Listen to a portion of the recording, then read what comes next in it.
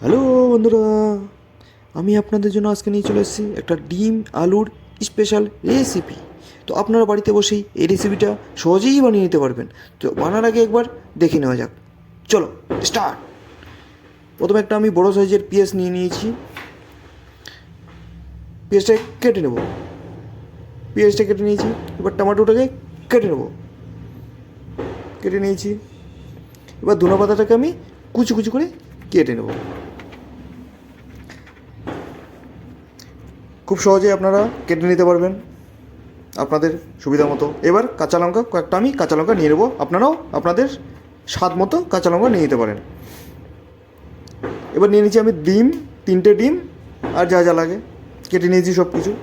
এবার 3 ডিমগুলোকে আমি সুন্দর করে ফাটিয়ে নেব।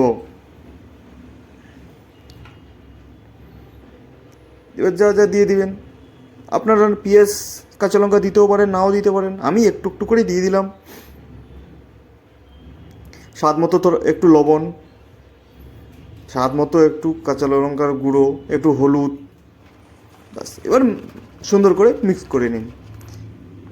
মিক্স করে নিয়ে কড়াই গরম করে নিন। তেল দিয়ে কড়াইটাকে গরম করে নিয়েছি।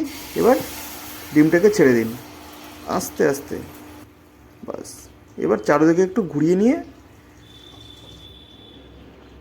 বাস, এবার আস্তে আস্তে করে নাড়তে হবে। জোরে জোরে করলে ভেঙে যাবে বন্ধুরা। বাস, আস্তে আস্তে করে উল্টাতে হবে। এখন আস্তে আস্তে করে উল্টাতে হবে। জোরে করতে গেলে ভেঙে যাবে, তাই আস্তে আস্তে করে উল্টাবেন। আমি সুন্দর করে উল্টে নিচ্ছি আমার সুবিধা মতো। আপনারা আমাদের সুবিধা মতো করে নেবেন। এবার আমি কুচি কুচি করে কেটে নেব আমার সুবিধা মতো। আপনারা আপনাদের সুবিধা মতো পিস পিস করে নেবেন। আর ভিডিওটা অবশ্যই লাস্ট পর্যন্ত দেখবেন, আশা করি ভালো লাগবে।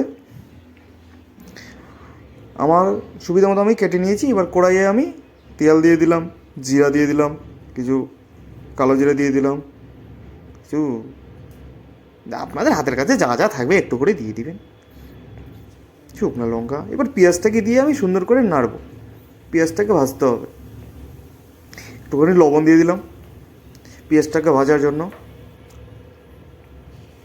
এবার দিয়ে দেবো আমি আদা রসুনের পেস্ট। আমার কাছে পেস্ট আছে বলে আমি পেস্ট দিয়ে দিলাম। এবার দিয়ে দেবো সে টমেটোটাকে দিয়ে সুন্দর করে তাকে ভাজতে হবে, কষতে হবে। এবার দিয়ে দেবো তার মধ্যে আমি হলুদ গুঁড়ো, জিরে গুঁড়ো, কিছু লঙ্কা গুঁড়ো। এবার সুন্দর করে তাকে নাড়বো, ভাজবো। একটুখানি জল দিয়ে ভাজবো। একটুখানি জল দিয়ে দিবেন। জল দিয়ে সুন্দর করে মাখতে হবে, মিক্স করতে হবে।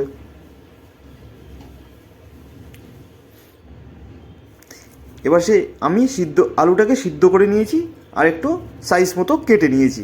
আপনারা হাত দিয়ে মিক্স করেও দিতে পারেন। আমি একটু কেটে কেটে সাইজ মতো দিয়েছি যাতে ভালো লাগে একটু।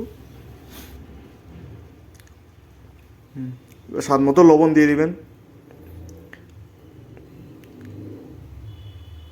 এবার মেখে থেকে একটু জল দিয়ে তাকে একটুখানি ভালো মতো কষিয়ে নিতে হবে। মশলাটাকে মিক্স করে নিতে হবে আলুর সাথে। বাস, এবার সুন্দর করে মেখে মুখে কষিয়ে কাশিয়ে আপনাদের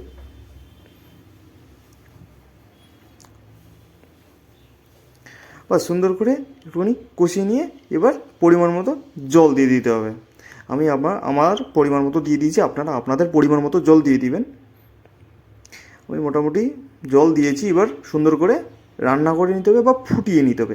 এবার আমি ডিমটাকে ফুটানোর আগে, জলটাকে ফুটানোর আগে আমি ডিমটাকে দিয়ে দিলাম। আমি ছোটো ছোটো করে পিস করেছি।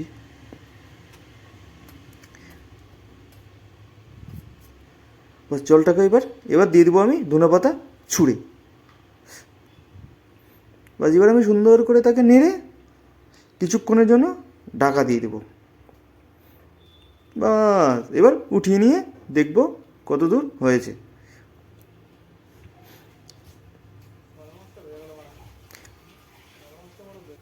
জলটাকে সুন্দর করে ফুটিয়ে নিতে হবে, তরকারিটাকে সুন্দর করে ফুটিয়ে নিতে হবে। আর আপনাদের পরিমাণ মতো আপনারা গ্রেভি রেখে দিবেন। আমি আমার পরিমাণ মতো গ্রেভি রেখে দিয়েছি। এবার আমি ইন্ডাকশান অফ করে দিয়েছি, দেখে নিন এবার তরকারির কালার। এবার চলো ধীরে ধীরে আমি তরকারিটাকে উঠিয়ে নেব।